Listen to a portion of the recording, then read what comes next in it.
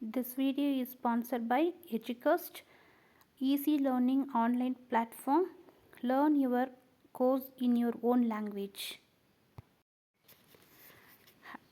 Hi friends, நம்ம வீட்டை வந்து சுத்தமாக வச்சுக்கிறதுக்கு எல்லாருக்கும் ரொம்ப பிடிக்கும்.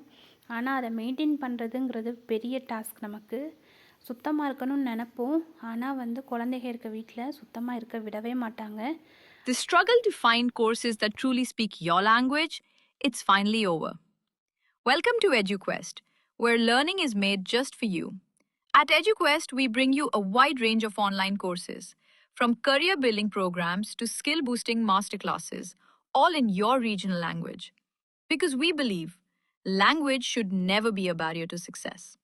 Our courses are tailor made after understanding what today's learners really need. So why wait? Start learning the smarter, simpler way only with EduQuest. Visit eduquest.courses and explore your next course today. And hey, don't miss out on our exciting offers and promotions. எடுத்த பொருளை வந்து எடுத்த இடத்துல வைக்க சொல்லி பழக்குங்க. வீடு நமக்கு சுத்தமாக இருக்கணும் அப்படின்னா ஃபஸ்ட்டு வந்து அவங்க எடுத்த பொருளை எடுத்த இடத்துல வைக்கணும்.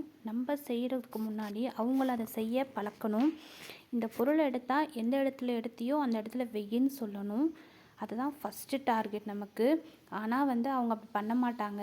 எடுப்பாங்க, க்ரையான்ஸ் எடுப்பாங்க, வரைவாங்க, பென்சில் எடுப்பாங்க, நோட் எடுப்பாங்க, எடுத்து செஞ்சுட்டு வரைஞ்சிட்டு அதே இடத்துல வச்சுட்டு போயிட்டே இருப்பாங்க. ஆனால் அது நமக்கான ஒர்க்கு தான் அது. ஆனால் நம்ம என்ன பண்ணணும் அப்படின்னா அவங்கள வந்து எடுத்துட்டு எடுத்த இடத்துல வைங்கன்னு சொல்லணும். இல்லை இந்த பர்டிகுலர் பிளேஸை வந்து ஃபிக்ஸ் பண்ணி நீ செஞ்சு வரைஞ்சி முடிச்சுட்டு இந்த பிளேஸில் இதை வச்சிருன்னு சொல்லி அவங்களுக்கு பழக்கணும். எங்கள் வீட்டில் என்னோடய பாப்பா வந்து நான் வீடை க்ளீன் பண்ணணும் அப்படின்னு சொல்லி ப்ரூம் எடுத்தால் பாப்பா வந்து நான் க்ளீன் பண்ணுறேம்மா அப்படின்னு சொல்லுவாள். நான் உடனே சொன்னேன், பாப்பா சின்ன பொண்ணு தான், எப்படி பாப்பா கையில் வந்து ப்ரூமை கொடுத்து வீடை க்ளீன் பண்ண வைக்கிறதுன்னு ரொம்ப யோசிப்பேன்.